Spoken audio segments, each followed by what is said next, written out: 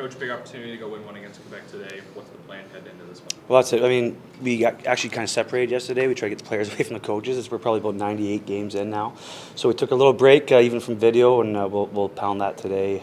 It is one game, honestly, and you know, for the coaches as well. And you know, Rob's been here before, and we've seen it happen before. I mean, at this point of the season, we'll probably do a little bit of video, honestly, and just say, worry more about ourselves. Try and bring our game. Haven't really brought it.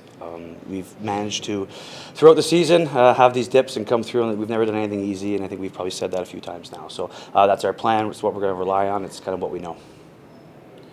Maybe thoughts of the Windsor Spitfires 2009. Not sure you're aware, but I guess you are. You can smile. You know that they were left to hang around, and they went all the way and knocked off Kelowna in the final, and maybe something to rally around. Of course. I mean, all these players know everyone in the league. They know the history of the league. Like they know more than the coaches most of the time. So they're well aware of all that stuff. And you know, we're going to draw on everything we can. All we can do is draw on our own personal experiences as players ourselves, and you know, being down and coming back, and or being elevated and getting knocked down when you're feeling too good. So we'll rely on all that stuff, get our message across, and then at the end of the day, when the game starts, it'll start. And we rely on our best players, you know, to be our best players, which maybe hasn't happened yet. Andrew, you said you haven't played your game yet. So what is your game? What are we expecting? It's actually quite a bit like Quebec's. You know, we try and play structured. We try and wait for our opportunities off of turnovers, and our skilled guys to bury some pucks. We haven't won any games 5-1 all year. You know, we're looking to win 1-0, 2-0, 2-1. You know, in that range, and we're not going to win 6-5 tonight. We're well aware of that. The Remparts clinched their place to the yes, they final, did. And they've won.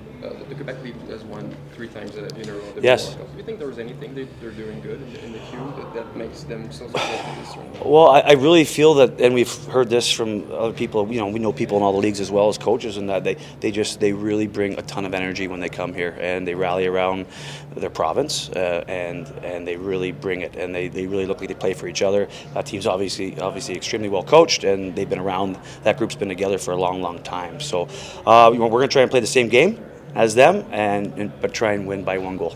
Honestly, it was the only league to play during the pandemic year. Yeah. Is it maybe a factor that can explain?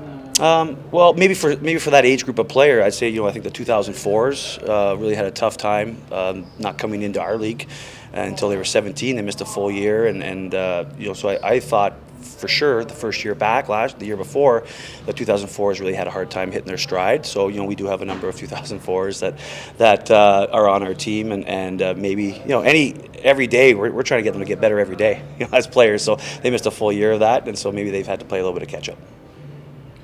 Coach, I heard you went to Tobiano yesterday. I don't know if that's true or not. Maybe got away from things a little bit. Where did you guys go? Well, no, coaches stayed together as a group. I know a lot of our staff, our board of directors and things like that, they went golfing. They said it was amazing, quite hard. No, we sat together as a group. We talked about the year. We relaxed a bit. Got away from the players as a group, and you know, we've been together we're friends as well as coaches. So we've known each other for a long time. And I guess we kind of reflected a bit on how we got here, and hoping it's not the last game.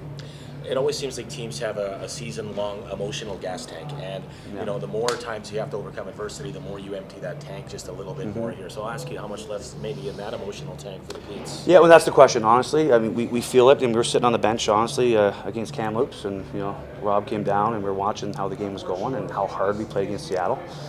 And you know, we came down, we're like, you know, you know, when you're 98 games into a season, you feel when it's going okay and when maybe you're going to be in some trouble. And you know, we probably felt we were in a bit of trouble early that game, just looking down at the bench, looking at the players, tiredness and stuff like that. So it can't be like that again. I mean, these guys know that everyone, regardless, everyone's watching them. Everyone they know at home is watching them. Everyone in Peterborough's at a party watching them. So they have to. There's no way they'll do that again. My last question for you is that, you know, you look at Quebec's coach's comments. I know you don't put stress on their lineup, but they did make some comments like they may take their foot off the gas a little bit and scratch some of their top players. What do you make of that? I would think they probably wouldn't, honestly. I mean, I was a goaltender, so as far as I know, Patrick was quite a competitive guy, and so I wouldn't expect that. If they do it, you know, we don't know that team that well anyways, so our players wouldn't probably even recognize it maybe right away, and by that time it's too late. I would expect them to bring their best and try and get one team out of this tournament.